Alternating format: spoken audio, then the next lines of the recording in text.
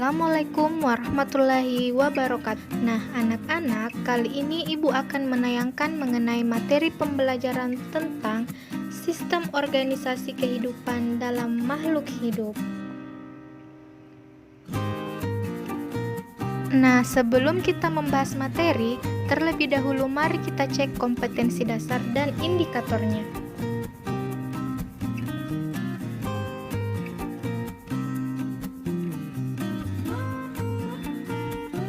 Selanjutnya, mari kita simak penjelasan berikut ini. Adik-adik, kalian tahu nggak sih donat yang kita makan itu terbuat dari apa? Kalau nggak salah nih Kak Rauda, terbuat dari tepung, lalu bercampur dengan aneka bahan, sehingga jadilah donat.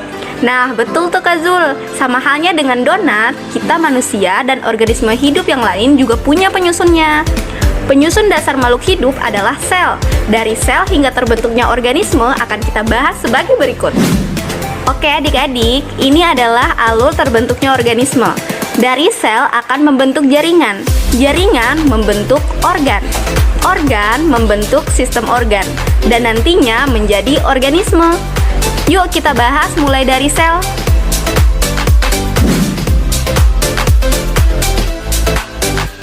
Sel merupakan unit terkecil penyusun makhluk hidup. Oleh karena itu, sel berada pada tingkat terendah dalam organisasi kehidupan.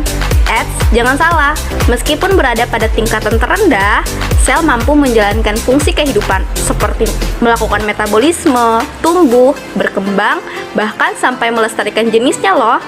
Wah, hebat juga ya si sel ini. Nah, tahu tidak, si sel ini pertama kali ditemukan oleh seorang ilmuwan Inggris bernama Robert Hooke pada tahun 1665 yang mengamati sayatan gabus dari pohon ek loh. Oh, gitu ya. Paham. Untuk itu adik-adik, perlu kalian ketahui juga nih, makhluk hidup yang memiliki satu sel disebut uniseluler, contohnya bakteri, protozoa.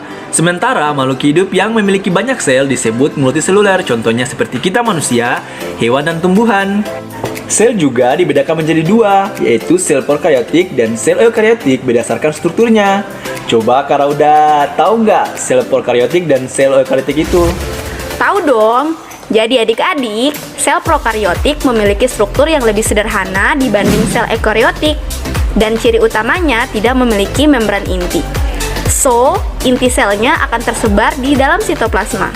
Sementara sel eukaryotik memiliki membran inti yang membungkus inti selnya. Dalam sistem 5 kingdom, hanya Monera saja yang memiliki sel prokaryotik. Sementara 4 lainnya memiliki sel eukaryotik. Adik-adik, sel itu tersusun atas dua komponen kimiawi, yaitu komponen anorganik dan komponen organik. Anorganik seperti air, garam-garam mineral, dan gas. Organik seperti karbohidrat, protein, dan lemak, yang semuanya berasal dari unsur karbon, hidrogen, dan oksigen. Wah, gitu ya ternyata Kak. Nah, baru tahu kan? Untuk Kak Rauda dan adik-adik sekalian, sel tumbuhan dan sel hewan juga memiliki perbedaan loh dan persamaannya. Yang pertama, membran plasma. Membran plasma sendiri bersifat semi-permeabel yang hanya bisa dilalui oleh zat-zat tertentu dan berfungsi mengatur transportasi zat antar sel. Yang kedua, sitoplasma. Sitoplasma berupa cairan sel yang di dalamnya terdapat berbagai organel sel. Yang pertama, vakuola. Vakuola berfungsi sebagai tempat keluar masuknya molekul ke dalam sel. Yang kedua, mitokondria berfungsi sebagai tempat pembentukan energi untuk keperluan sel. Organel ketiga, ribosom. Ribosom berfungsi sebagai tempat sintesis protein. Yang keempat adalah retikulum endoplasma. Retikulum endoplasma dibagi dua ya. Ada yang kasar, di mana terdapat ribosom yang menempel, dan ada pula yang halus yang tidak terdapat ribosom. Selanjutnya, badan Golgi. Bentuknya pipih tersusun dan berfungsi untuk menghasilkan enzim dan membentuk lisosom. Sementara lisosom berfungsi untuk pencernaan sel. Selanjutnya, ada organel sentriol. Sentriol merupakan perkembangan dari sentrosom yang berfungsi untuk melakukan pembelahan sel. Selanjutnya, peroksisom berfungsi menghasilkan enzim katalase untuk menguraikan peroksida yang merupakan racun. Yang terakhir adalah kloroplas. Organel ini hanya dapat ditemukan di sel tumbuhan yang berfungsi sebagai tempat fotosintesis. Kara udah lanjut lagi ya. Yang ketiga adalah inti sel. Inti sel atau nukleus merupakan organel sel terbesar dalam sel eukariotik. Masih ingat kan sel eukariotik yang tadi? Di mana diselubungi oleh membran inti. Berfungsi sebagai pengatur segala aktivitas sel dan di dalamnya terdapat seluruh informasi genetik suatu organisme. Nah, adik-adik, sel yang udah kita bahas ini ketika berkumpul dengan bentuk dan fungsi yang sama, maka terbentuklah suatu jaringan. Jaringan tumbuhan dan jaringan hewan berbeda susunannya. Yuk kita bahas biar lebih paham. Jaringan hewan terdiri atas jaringan embrional, jaringan epitel, jaringan penghubung, jaringan otot, dan jaringan saraf. Jaringan hewan aja yang dibahas. Jaringan tumbuhan juga gak mau kalah dong. Jaringan tumbuhan terbagi atas jaringan meristem dan jaringan permanen. Jaringan meristem adalah jaringan yang sel-selnya selalu aktif membelah, sementara jaringan permanen atau jaringan dewasa terdiri atas jaringan epidermis, jaringan parenkim, jaringan penguat, dan jaringan pengangkut.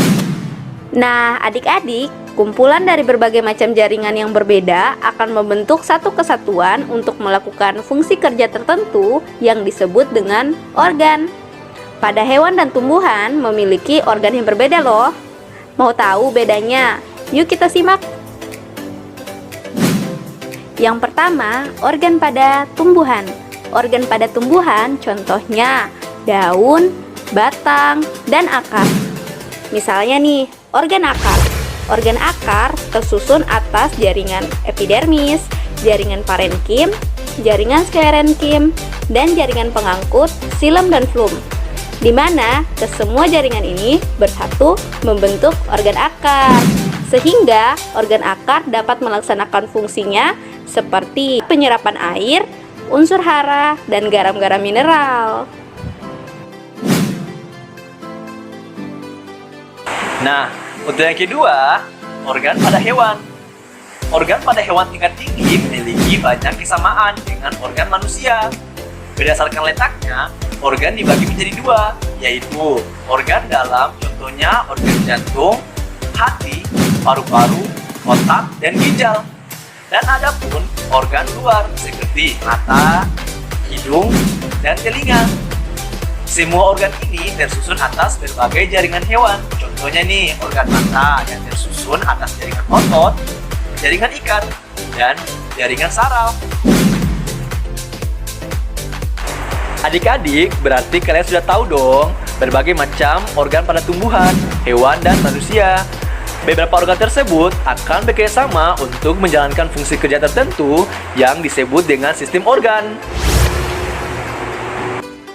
Adapun sistem organ pada manusia dan hewan, seperti sistem pernapasan, sistem ekskresi, sistem pencernaan, sistem peredaran darah, sistem otot, sistem saraf, dan sistem hormon. Contohnya nih, sistem organ pencernaan terdiri atas organ mulut, organ kerongkongan, lambung, usus halus, usus besar, dan anus. Nah, kumpulan dari semua sistem organ ini akan membentuk yang namanya organisme, seperti kita manusia, hewan, maupun tumbuhan. So adik-adik, dari yang kita pelajari ini bisa disimpulkan bahwa kita tersusun dengan begitu kompleksnya dari jutaan hingga miliaran sel yang menjalankan fungsi masing-masing membentuk organisme seperti kita. Oleh karena itu, betapa kita harus mensyukuri ciptaan Tuhan yang begitu hebatnya untuk kita ya adik-adik. Dan sampai jumpa.